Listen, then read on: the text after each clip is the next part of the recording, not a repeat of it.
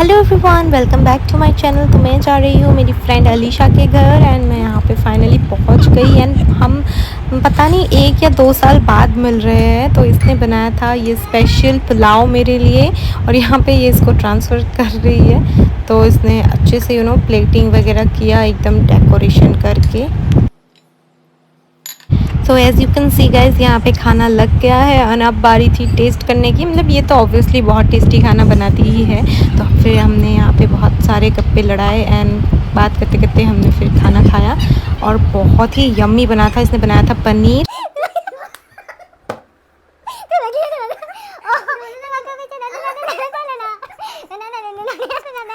तो खाना खाने के बाद अब बारी थी नेल्स बनाने की। अलीशा ने प्रोफेशनली सीखा है ये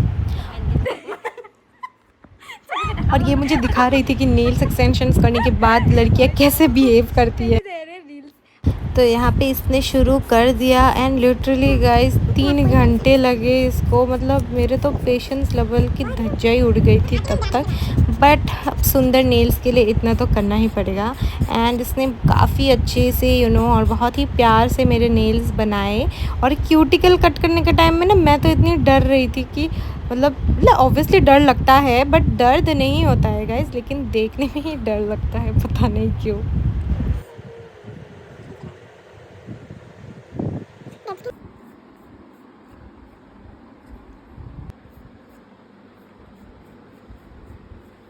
तो यहाँ पे फिर इसने मेरे नेल्स सारे जो मतलब मेरे नेल्स के साइज़ की नेल्स जो है उसने लगा दिया। और यहाँ पे फिर अभी ये नेल्स को कट कर रही है। ज़्यादा लंबा नहीं रखा क्योंकि वरना फिर बहुत मुश्किल हो जाता है डे टू डे लाइफ में। तो उसने ज़्यादा लंबा नहीं रखा, मतलब नॉर्मल जो लेंथ होता है उसमें उसने रखा। एंड अभी ये मतलब फाइलिंग कर रही है, स्मूथ कर रही है एजेस को।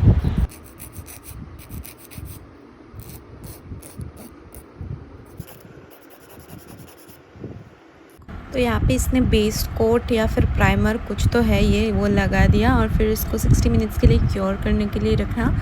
और यहाँ पे आप देख सकते हो ये काफ़ी गर्म भी हो जाता है एट टाइम्स। तो अगर गर्म हो जाता है तो आपको फिर से हाथ को थोड़ी देर बाहर निकाल के टैप टैप करना पड़ता है। तो यहाँ पे मैंने स्किप करवा दिया क्योंकि बहुत लॉन्ग प्रोसेस था। तो आप देख सकते हो सुंदर सुंदर नेल्स बन के तैयार हो गए। तो मतलब हम लोग ने सिंपल ही रखा क्योंकि मुझे घर आना था जल्दी और रात हो रही थी। बट फिर बनाते बनाते रात हो ही गई तो मुझे उनके घर रुकना पड़ा उस दिन।